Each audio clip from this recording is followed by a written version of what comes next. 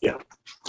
Okay, well, welcome everybody. Today is day number 8 of our employment planning workshop. And it is November 19th, 2015. I have to go back and see how many days, count the days that we've had class in Nevada.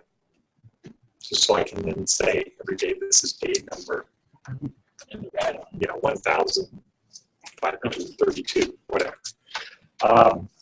Actually, it wouldn't be that high. Okay, so today we're going to finish up with the employment planning workshop.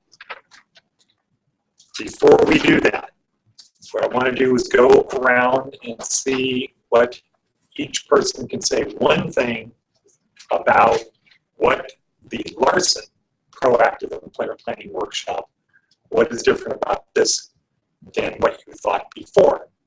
And let's start with, in the back with Jesus.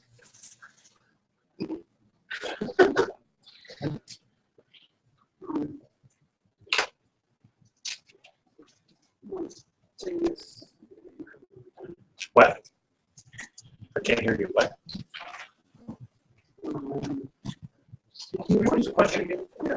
Okay. So like at work, if your boss is talking, the important thing to do is pay attention to your boss. Don't think in terms of, we all think that we can do 2 things at once. Okay, we can't. We can flip back and forth between this and that, but we can't do 2 things at once. And you might remember, I think Mike was here, I think most of you were here when Suzuki Macaulay, TED Talk, the guy that has a really long name, so he talked about flow, that our brain can only process, anybody remember? How many bits per second? About 110. And 60 bits per second is taken up in listening. He said that's why we can't listen to more than 2 conversations at once. It's because we don't have enough brain power to do that. Our brain can't process fast enough. So a good habit for work to get into is if your boss is talking, focus on your boss.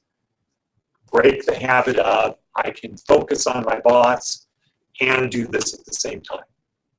Because the first time the boss gets, okay, when I'm talking, this person doesn't pay attention, now you start losing points as a good employee. And it's easy to just focus on the boss. Now, if your boss spends time talking about things that are not important,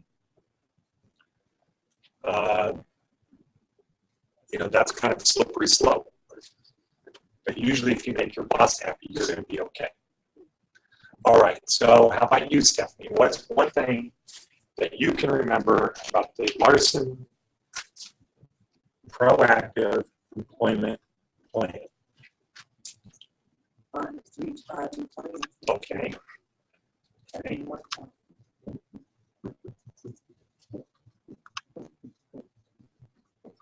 This is like what, just out of the phone book? No. The closest 3 to 5 that you see looking out the window? Oh, okay, where you want to work. Good.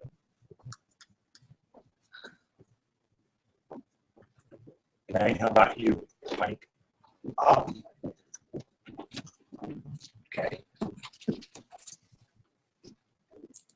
To have the best looking resume. Okay. Catch their eyes. So your resume really must be perfect. Stand out. Well, you don't want it to be, see, when you say stand out, a lot of people say, I'm going to put a lot of pictures in there. I'm going to have this font. I'm going to use different colors. You don't want it to stand out that way. You just want it to be perfect. Okay, you want to have a good form of the resume. If you have a form that looks like it's the resume that you get from going to one of these resume services, what is the employer or the person reading, what might they think? They would think something else. Right. Even if you wrote it saying, well, that professional company, that's the resume format they use, I'm going to copy their format. The interviewer might think, oh, they didn't write it. On the other hand, If it's an expensive company that you pay to do resumes, They would pick it up for you. no. If it's, I'm talking about from the perspective of the person reading your resume. If they recognize that format of resume, oh, that's the format that Hetsapetsa uses, and Hetsapetsa is a paid service. This guy cares enough that he pays somebody to do his resume versus it's one of the free services. But, so that's the thing you have to watch out for. The key thing is it has to be perfect. It doesn't matter if you use another resume, somebody else to write it, or you write it, or your dog writes it. If it's not perfect, you probably won't go in the basket to be read. Probably won't, and that's how you should think about it. Don't think in terms of, it's okay for my resume to not be perfect. We have plenty of time here to get the resumes perfect. So it has to be perfect in terms of spelling, grammar, format, etc. Okay, it has to be perfect in that way. Okay, so Larita, what's one thing you remember? Being honest.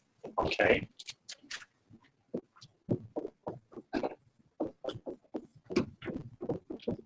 And what if you're worried about telling something that if you're honest that you're not going to get the job? About not doing my own resume. No. Oh, wait, what you say? Okay. Say it again. So- Somewhere else. So what is one thing that you would do? Well, let me say it this way. I would say being honest about being an expert. Okay, no, I'm not saying about anything. I'm saying, how do you handle a situation where you're thinking if you're honest, you're not going to get hired? About lying about my application. So how would you handle it? I would handle it. I would lie. How would you handle the situation? Okay, so let's say you're in a situation where you're afraid if you're honest, you're not going to get hired. Okay, how do you handle that situation? Put something down that I shouldn't put down on my application. Okay, I understand the question you're answering. I'm trying to ask you a different question.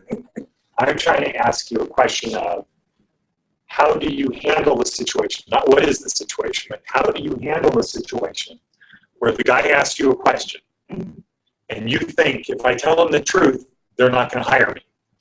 What should you do in that case? I should lie. You should lie.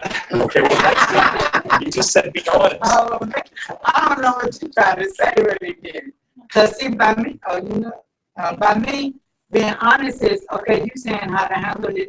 If I think that I won't get the job by being honest. Right. I don't know what you're trying to say.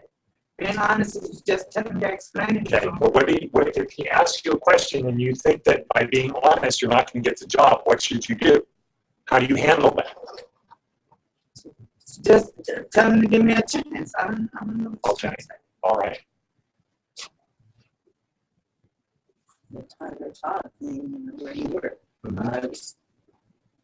Okay. I don't think he words that I was stupid. No, he exactly does. He Oh, says, does he? boy, in fact, he says, boy, was I stupid then. Okay, yeah.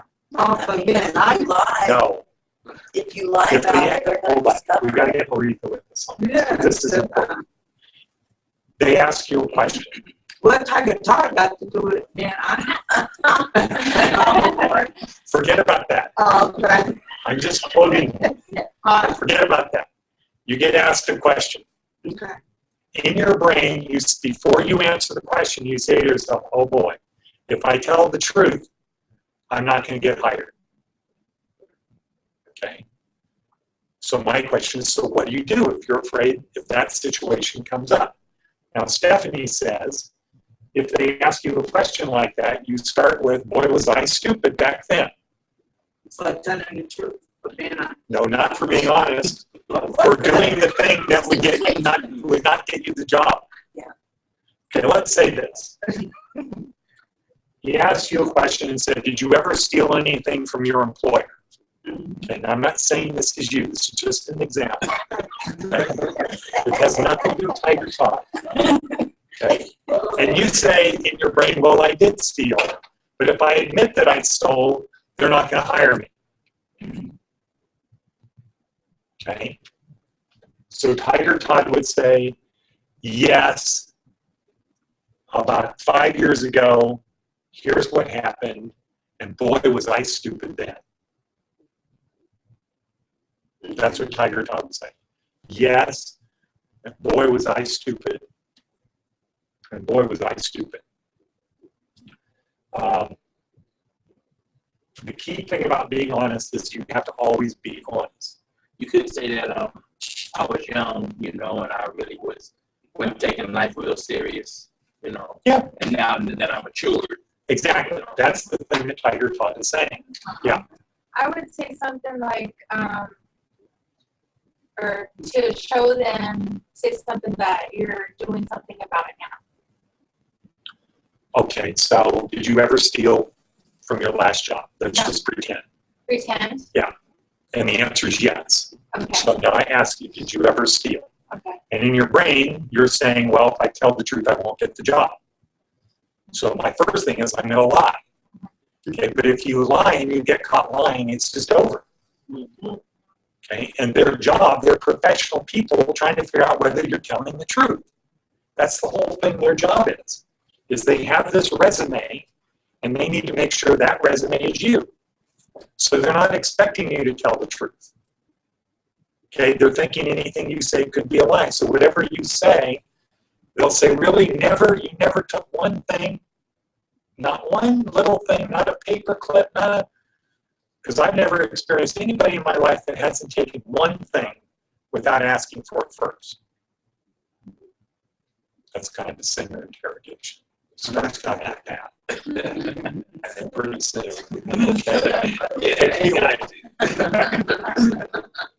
we can go one of two ways, the easy way or the hard way. So how would you handle that? Obviously, I've learned from my mistakes, and I'm not that person. Okay, so you'd say the same thing. Is, boy, was I stupid. I was younger then. I've learned from my mistakes. Okay. So another thing to do might be to not wait for them to bring up the question.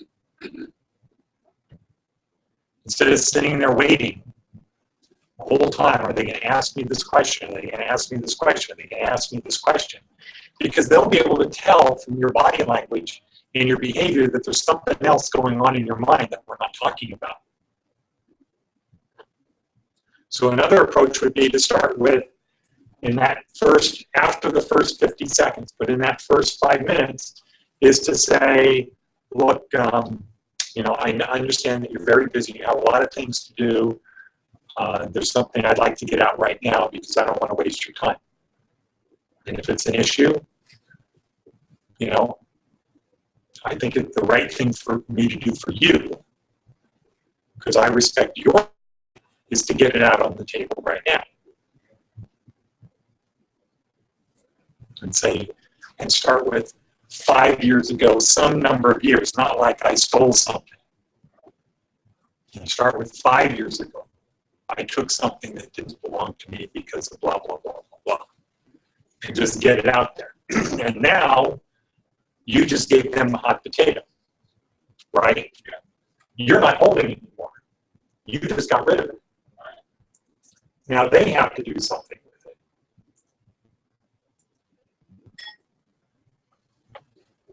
Okay? Because when it goes in, it's on your mind. You're holding it. You're trying to figure out what to do. Now you brought it up. You threw it to them. Now you feel better. You feel better. Yeah, it's out. It's out. You're not going to have to worry about it. And if that person says, yeah, you know what, that's a deal killer. You ain't got to waste your time. Yeah. You don't have to waste your time. You're not wondering. You're not worrying. You don't have this anxiety going on. You say, thank you very much. Is there a point in time where I might be able to come back? Or is this forever? Is this like for all eternity that I can never work here? Because, you know, you don't have anything to lose at that point. Right? Yeah. So, but the key thing here is always be honest. If you're holding something in, you're either going to have to be a good liar or they're going to know. Do you think a lot of jobs would hire you if they was undecided and you said, well, just give me a chance, let me work for a half a day for free, you know? Yeah, no, those are things they like. Okay. Because it shows that you really want to work there. And if you've done your research on the company, when they say, well, what do you know about our company? And you start by saying, well, I've done a lot of research because this is the thing I really want to do. This is where I want to spend the rest of my life. And I've done my research and, you know, it's you or I want to work either you or one of your other three or however many, three companies that are like you. So that'd be a good thing to say, well, you ain't got to pay me, just show me what you want done and let me do it. And then at the end of the day, you tell me if I have a job or not. Yeah. Okay. The former city manager of North Las Vegas came in and talked to our students. I don't remember what it was, but I don't think Phyllis was even here. And he said he went to school, got a degree, then he went, I think, to graduate school and got it. Maybe he didn't go to graduate school yet, but he got his degree. He wanted to go work in the city. He went to some city in Southern California and he said, look, I'll work for free. Not for half a day or a day. It was just, I'll work for free. And he said, I could have been at home doing nothing, watching TV, or I could have been working and having a chance to get a job. And even if I didn't get a job at that company, the next place I went, I could say, well, I worked at the city, you know, I worked over here for 2 weeks or 2 months or however long it would have been. So I do have some experience. Okay, so it's always be honest. Okay, let's see. Who said that? Oh, that was Marita. Yeah. I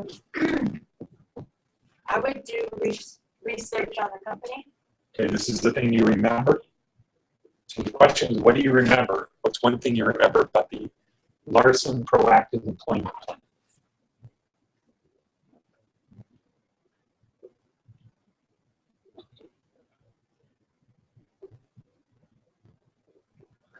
Well, you can still say do research. Okay, on I think it's number one. Okay, so first we have to decide, we have to pick 3 to 5 companies. That's the step one in the Larson Proactive Employment Plan.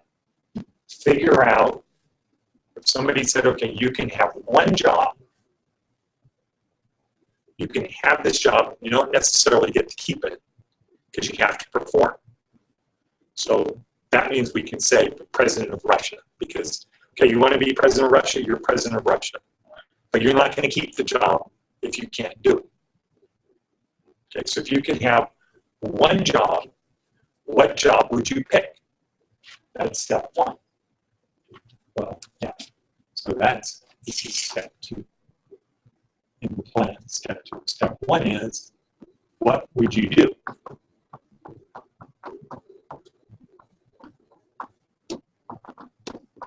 Okay, what would you do? So Marty couldn't think of something. Have you been able to think of something now? Okay, so you just have to pick something. Whatever your favorite last job was, either say that or say something that's as close to that. What would you do? And the only caveat is you're going to get the job, but it doesn't mean you're guaranteed to keep it. So if you aim too high and you can't do the job, you're going to lose the job. And then step 2, you find 3 to 5 employers who do that. And then step 3 is you do research on those companies.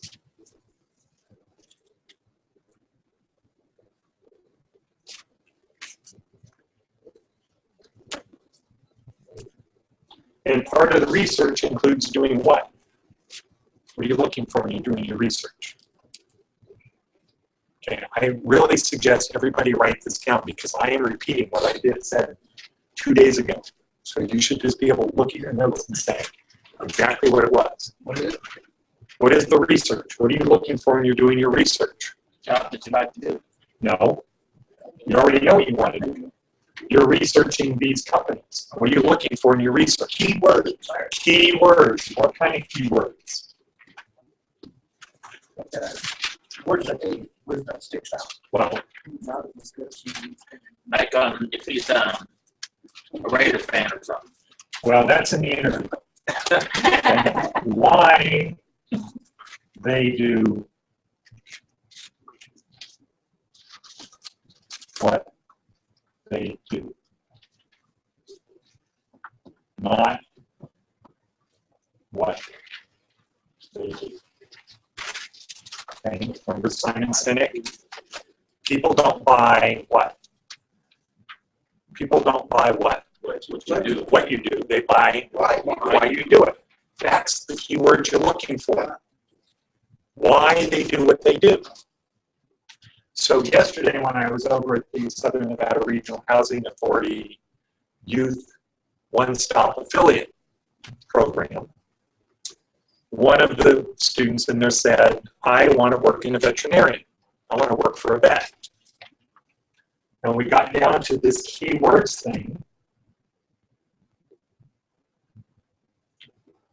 as part of the research and talked about why you need to have a separate resume for each one.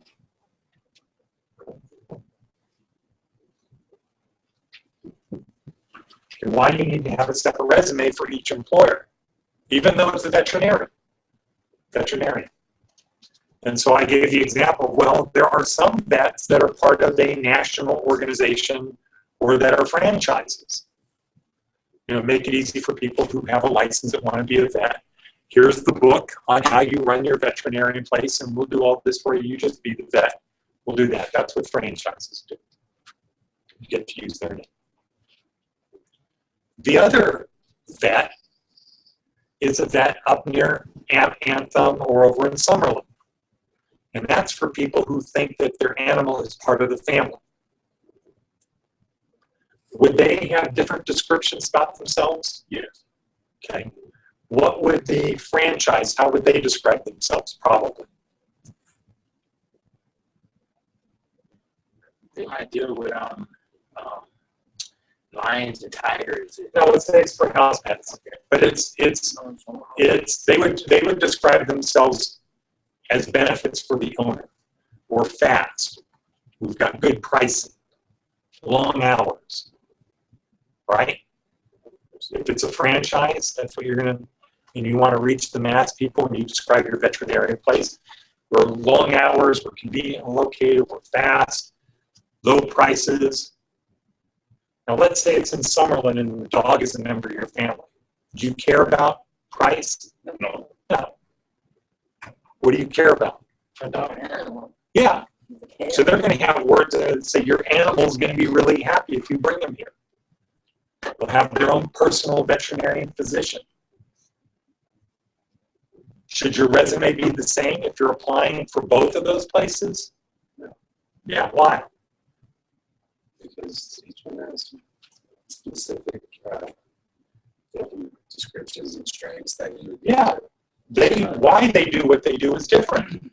The franchise, why they do it, is to give affordable animal care to middle-class people. And they would give you your pet their own doctor. The expensive ones would, yeah. Okay, now, so the franchise would, why they do it is they want to give good health care, animal health care for a reasonable price. The other place,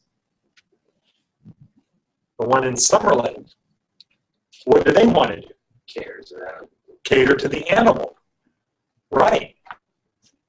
Totally different keywords. Okay, the mistake everybody out there makes is they think I just need one resume. You don't. You need one resume. Well, If you don't want the job, that's the perfect way to do it. You just have one resume. But the proper thing to do is you have one resume for each employer. You did your research. Wouldn't it be bad to take a vet's resume to a restaurant? Yeah, you don't do that. Yeah. Unless that's all you have. So, so keywords, and then you need to know more about the company than the interviewer.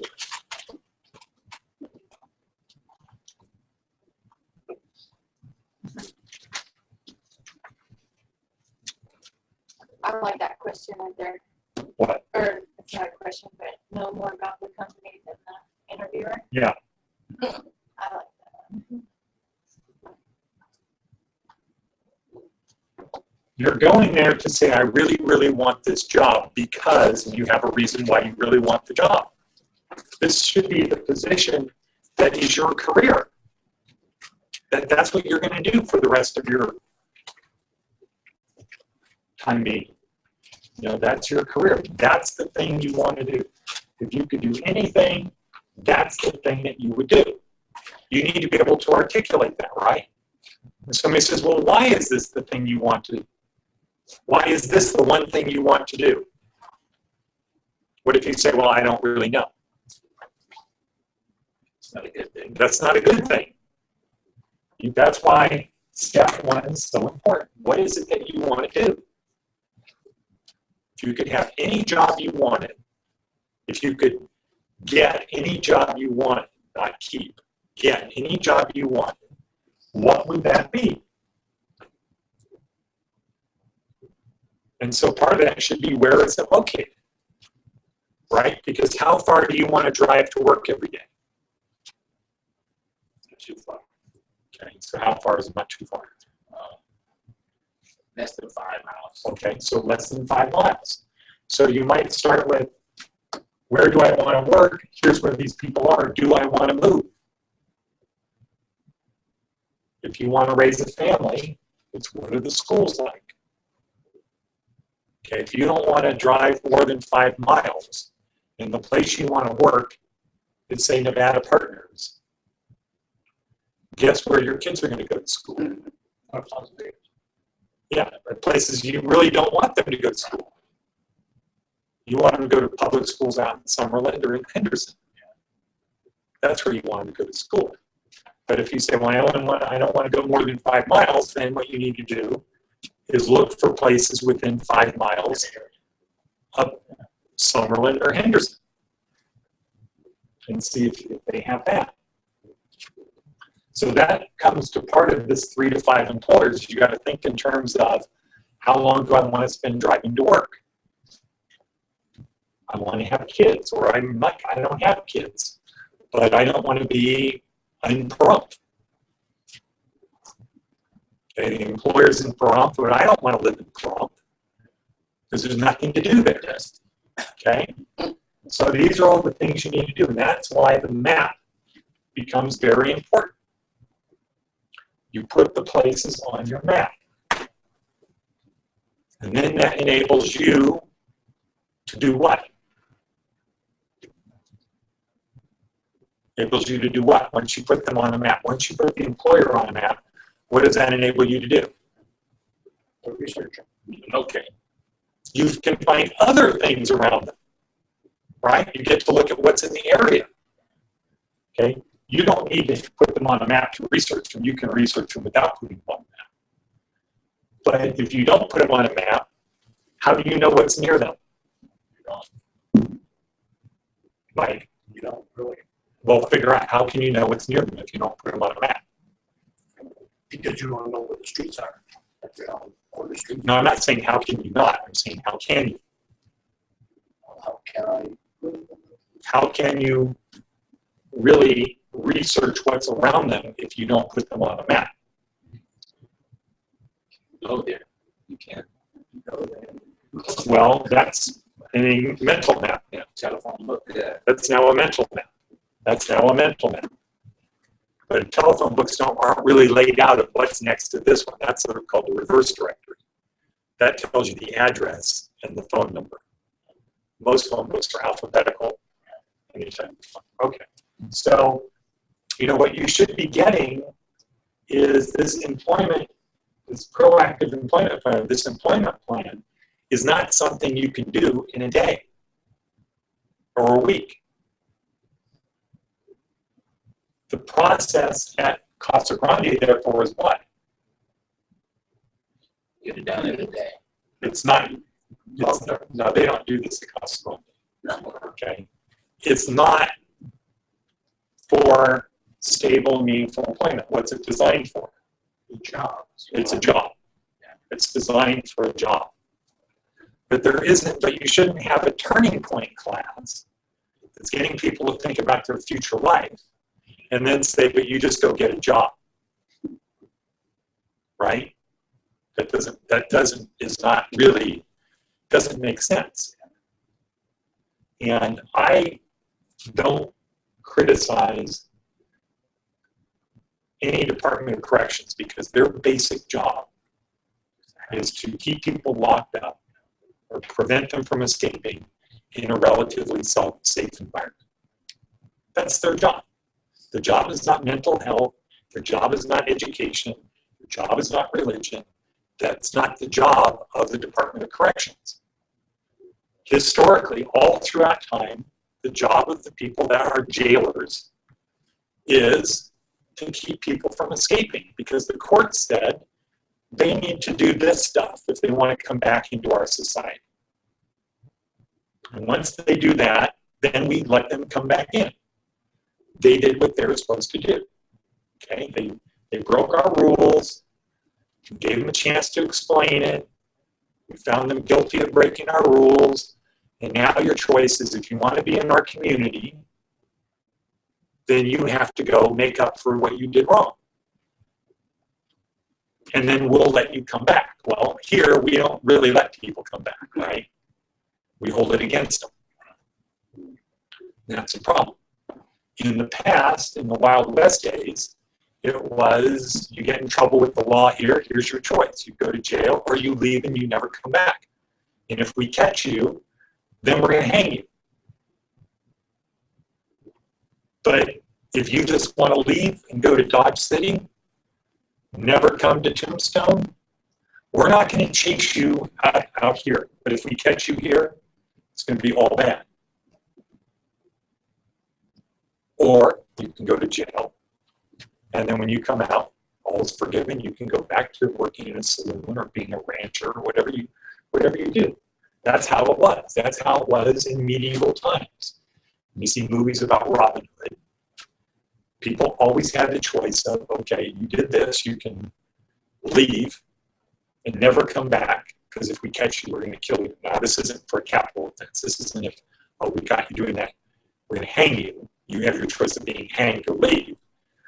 That's different. But if you did something, you stole something. You can go to jail or you can leave. Now, why wouldn't they want to just put people in jail? Costs money, right? So it's a little hamlet, a little community. You're going to want to have a jail and have somebody watching the people in the jail and feeding the person who's in jail. Now, you can go to jail and everything will be okay, or just leave and don't come back. But if you say you're going to leave and we catch you, then we'll probably kill you. That's how it was. Okay. The job was not we're going to train you to be a good person. That wasn't ever their job. If you have a mental illness, it wasn't, we're going to bring psychiatrists in here. But that's what they're forced to do, because if you're crazy and you break a law, where do you go? To mental ward. Yeah, but they don't really have those now much. It's not like it used to be. There used to be asylums all over the place, hospitals. Now, it's not easy to do that. So you go to a special prison, generally. In the 60s and 50s in California, if you were a homeless person, you would probably end up in a mental health facility, because you were obviously crazy if you wanted to be homeless, right? If you wanted to live out of a cardboard box, you've got something wrong with you. Okay? If you want to beg people for money, there's something wrong with you. So my complaint is not with the Department of Corrections for not doing a good job on Turning Point, because it's not their job. It's not in their budget. But just because it's not their job and it's not in their budget, it doesn't mean that it's what they're doing is good, because it's really not good. If you want to get a good job, this is what you have to do. You have to figure out, what do I want to do? Who does it? Figure out, do I want to be living near them? Maybe you say, well, I don't mind driving an hour. Mission accomplished. Yes. So we should probably scan it, send it to Sherry. Before we scan it, send it to Sherry. Oh, okay. So the way if you want to have real employment, you do this, you find 3 to 5 employers, you do your research on those employers, and you ask questions like, do I want to drive it? Where am I going to live? Do I have kids? Where are they going to do it? Is there a church there? I go to church.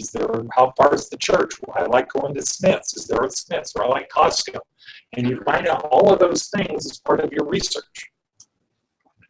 And then you write a resume that's based upon what they're interested in. And you don't have one resume. If I was at Casa Grande running the Turning Point program, it would be, okay, you're going to work in a restaurant, you're going to do fencing or something like that, you're going to do this, you're going to do that, and it would be, here's what you're going to do. We're not going to just send you out there to say, I'm going to go look for a job. We're going to send you out and help you get a job in a particular field. And here are the employers who hire our people. Shoreline, who does the frozen fish? Fish market. Whoever that was. Okay. That, and it could be, what do you want to do? I don't, okay, well, you're going to go cut fish. Okay, that's what we're going to send you. Where are you going to, I don't know. We're going to send you to Goodwill, sorting people's garbage. Water. Okay. So, Sorry, people are. Here's what we're going to do.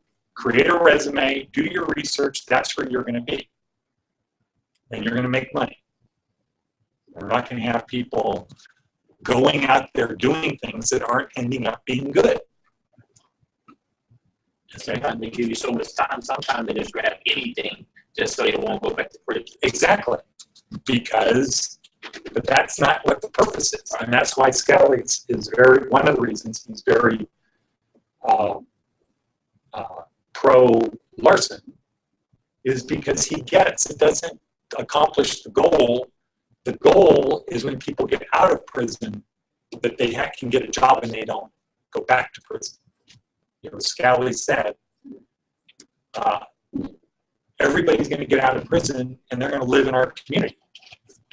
I want them to be employed. I don't want them to be breaking into my wife's car because she's stupid and leaves her purse on the front seat. I don't want that. I want people to be able to get good jobs. And if they just go get a job because they don't want to go back to the Southern Desert, the day they get out of prison, what are they going to do? They're going to quit. And then what? Huh? Yeah.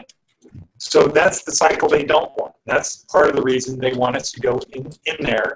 And one of the ideas is everybody goes through Larson unless you have a real good job already waiting. Like you had a job and now you can go back to that job. Or you've got something going for you. You don't have to do this. So what we have to do, meaning you guys, you have to stop bad habits. And the bad habit is the thought of, I need one resume. And I need to find who's hiring people. Everybody's hiring people. You just have to give them a reason why they should hire you. Okay? You call up, let's say, a fence company and say, are you hiring? The person you talk to might probably say no. Yeah, but we just have an application. Because you didn't give them a reason why they should hire you. I mean, you're not looking for a job that, no, the employers are looking for people now. Mhm. That is what pretty much we are looking for a job there, is we're looking for people that need now. Every employer needs good people now. There isn't one employer in the world who doesn't have somebody they'd love to get rid of. You're right. You're right. Okay? What they don't have is somebody better. Yeah. Send them in here. Yeah. That's what they don't have. Okay? But everybody is drinking the Kool-Aid out of the way you get a job is you find somebody who's hiring, and then you fight with everybody else to get that job. That's not how good people do it. In fact, people who are really good, they like go to Stanford, Harvard, they get out, they don't know what they're going to do. They go hire a guy as their own headhunter. They pay a guy to help them get the job they want. And that guy does exactly what we do. If you could do anything you want to do, what would you do? Okay, you want to do that? Here's what you need to know to do that job. Do you have all these skills and things? Okay, yeah, you do. Okay, I can do the research on the companies for you, but I can't decide what you want to do. So I'm speaking as I'm a headhunter guy. Okay, I'm your agent. I'm speaking as your agent. Okay, I don't know what you want to do. You tell me what you want to do. I can do this, and I can find these people. You tell me where you want to live. You tell me what's important to you regarding schools, movie theater, church, shopping, whatever. I will go find the employers. And I call them up and say, hey, I've got a great employee, got a great somebody you need to hire. That's what they say. They will do it for you, and you pay them 10% of what you get paid. If you're going to make $40,000 a year, do you want to pay somebody $4,000 to do this? To do the Larson Proactive Employment Plan? Are you sure? Right? That's what real people do. Let's say you're Robert De Niro and you want to get in a movie. Do you go calling people up? No. What do you do? Who does it? Somebody, your agent. Your agent does it. What do you pay him? Whatever. 10%. That's what they charge. So Robert De Niro is going to get $10 million for a movie. The agent gets 10%. Is it really worth $1 million to get Robert De Niro a movie? You think Robert De Niro could get any movie he wanted? Yeah, but that's the deal. For Robert De Niro, he doesn't look at, I'm giving the guy $1 million. He's looking at, I got $9 million. I'm going to get $9 million. He's the guy doing all of this stuff to find me the right parts, because if he gets me the right part, I get an Academy Award. My next movie isn't $10 million. It's $20 million. I got it then. I would pay him. So, yeah. Now, unfortunately, these guys don't work for $4,000. Okay. It's like, okay, if you're not going to make $120,000, if I can't get you a $120,000 job, then I don't want to have you as a client, right? Because it's pretty much the same work, right? Whether you're getting $40,000 a year or $140,000 a year, the process is exactly the same. The process is exactly the same. So, do I want to work for $4,000 or $14,000? If I'm going to spend my time doing it, is it for $4,000 or $14,000? 14. Yeah. So if there was somebody that would be an agent for our students, that would be great.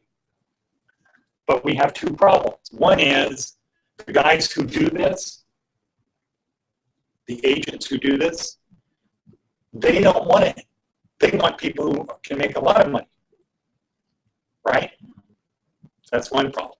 The other problem is most people who would pay an agent don't think in terms of what they're getting. They think in terms of what that guy's getting.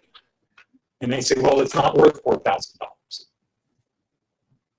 I'm not, what you're gonna do for me is, I'm not willing to give you $4,000. You make that, we're making a lot more.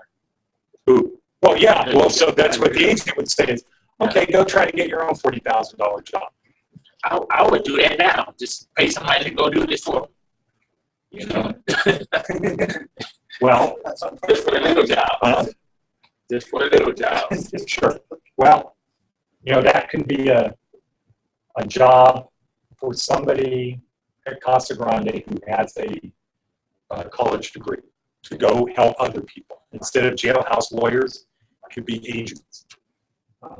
You know, help people get a job. But we don't have that luxury, so here we have to do it for ourselves. And instead of just saying, what do we want to do? What are the other things about where we want to work, the map stuff, we have to do all the steps. What do we want to do? What would we like to do? 3 to 5 employers, do our research, do our resume, do everything on our own. But otherwise, that's what agents do. What do you think agents for athletes do? Get a football team. Same exact thing.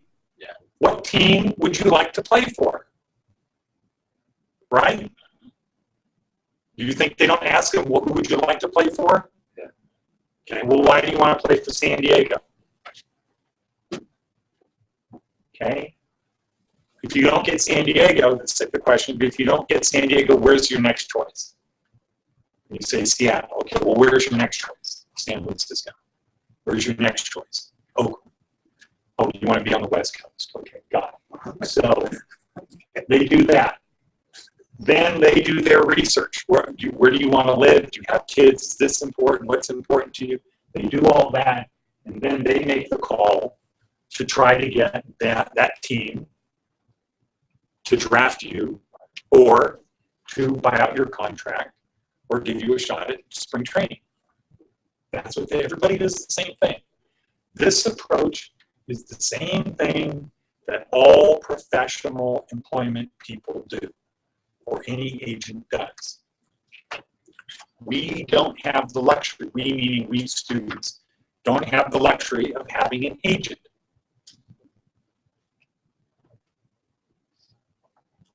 So that means we have to what? Do it ourselves. Do it ourselves. We have to do it ourselves, and you have plenty of time here. So what I would say is your first 8 weeks, you should be thinking about, what would I like to do? Where do I want to live? What's important to me?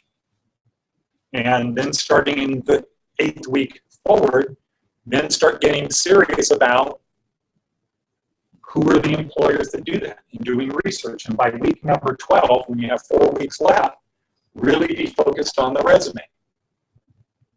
But in the meantime, your brain is always processing on these 3 to 5 people, and you're thinking of all of the different scenarios if you're in the interview.